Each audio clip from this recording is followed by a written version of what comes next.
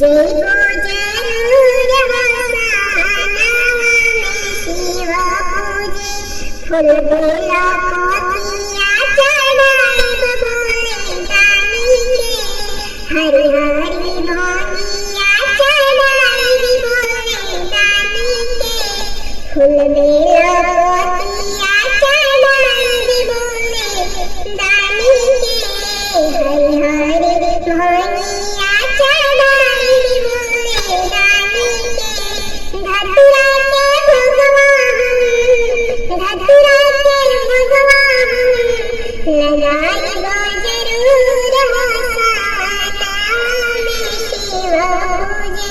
जय जरूर सावना में शिव पूजे बड़े भोला भाला हमें गौरा के सजना पल में झोरी भोरी देने बरदाना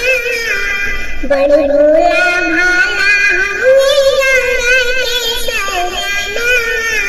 पल में झोरी भोरी देने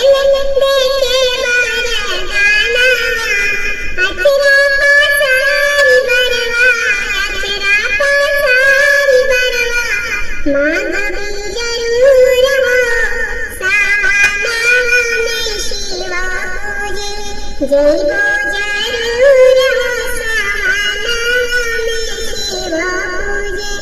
मनिया के सिंदूरा मांगब बाबा भोलेनाथ से हनुमत कंगनवा साला रही हमरा हाथ में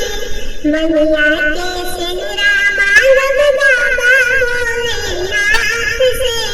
हनुमत कंगनवा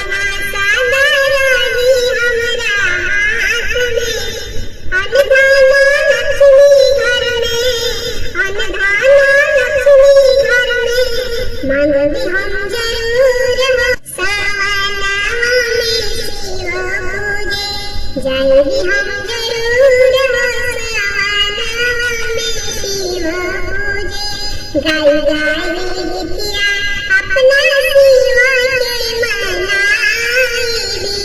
शिव के सूरतिया अपना हिया में बसाएगी गाई गाई गीतिया शिव के मूर्तिया अपना दिलवा में बसाएगी मनवा के आसरा पुराएगी हम जरूर